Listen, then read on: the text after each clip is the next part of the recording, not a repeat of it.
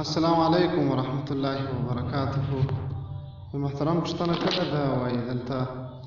یو څو وروڼه دي، پلار یې هم ژوندی دی، نو د دوی کاروبار نه سمیږي چې هر څه کوي نیشۍ خرڅېږي، کیشۍ رانیوه هغه خرڅېږي نه، او بلکل یې دنیا د لاسه وتلې ده. نو په دې باره کې یو نبوي علاج وي. محترمه تفسیر قرطبي د سورة نوح په 11 آیت مبارک حضرت مقاتل رضی الله تعالی عنہ فرمایي د دغه آیت کریمه په تفسیر کې چې فقلت استغفروا ربکم انه کان غفارا، چې حضرت نوح علیه السلام خپل قوم ته وویل چې تاسو استغفار وغواړئ د الله جل جلاله څخه، نو الله جل جلاله هغه بخښونکی ذات دی چې ګناهونه ټوله معافوي، د ګناهو عفو کوي. حضرت مقاتل رضی الله تعالی عنہ فرمایي وایي چې کله د نوح علیه السلام قوم د نوح علیه السلام تکذیب وکړي او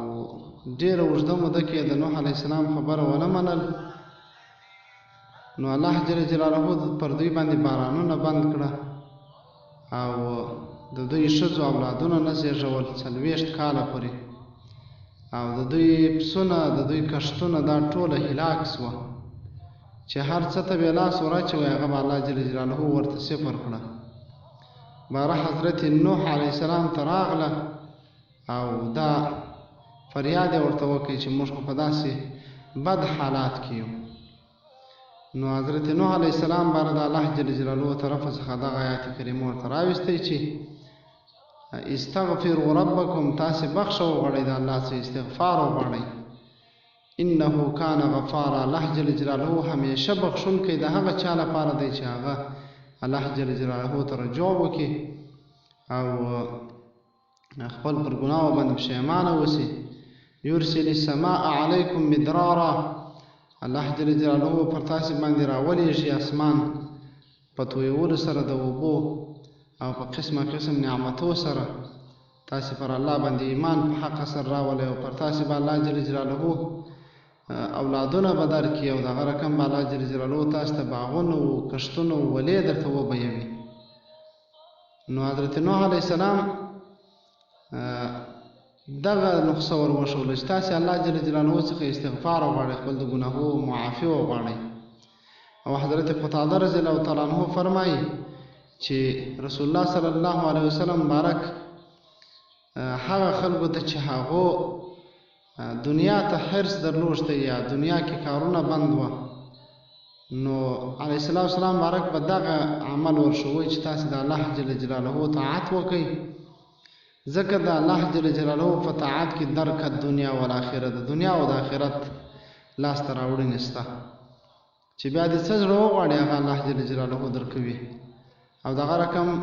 بل آیت کریمه کې الله جل جلاله فرمایي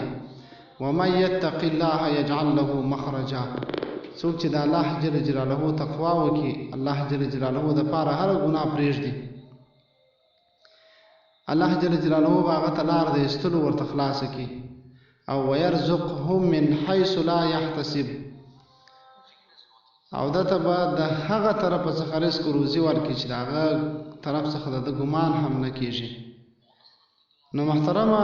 هر څه د الله جل جلاله په عبادت کې دي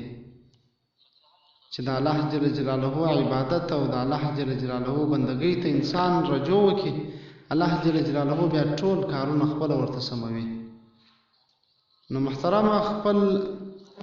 5 وخته لمونځ او دغه رقم نور طاعتونه چې الله جل جلاله راستولي پر دو باندې باید سړی پابندي وکړي. نو الله پاک جل جلاله بیا غیرتی ذات دی چې بنده غیرت وکړي، الله جل جلاله خپل تر بنده او تر ټوله دنیا او ما فيها بیا غیرتی ذات دی، بیا خپل د بنده سره خپل غیرت وښکاره کوي، بیا چې د دې بنده څه زړه وغواړي هغه الله جل جلاله ورکوي. او دغه رقم محترمه دغه دعا ډیره کوه. فاعوذ بالله من الشیطان الرجیم اللهم انی اعوذ بک من الهم والحزن وأعوذ بك من العجز والكسل وأعوذ بك من الجبن والبخل وأعوذ بك من غلبة الدين وقهر الرجال. دغه دعا ډیره وایه او خپل عبادت ته زور ورکړه چې څومره دې په وسه کېږي څومره فارغه وخت لري خپل عبادت کوه د الله جل جلاله یاد د زړه څخه مه باسه الله پاک جل جلاله به دې کارونه داسې سم کړي چې ته به خپله ورته حیران یې چې دا د کم د رفع څخه سم سوه او پر کومه طریقه راته برابر سوه دغه دعا ډېره وایه او تقوا کوه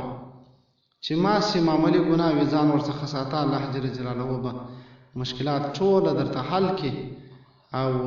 د دنیا او د آخرت کامیابی به در په نصیب کړي الله پاک محافظ ناصر سه والسلام علیکم ورحمة الله وبرکاته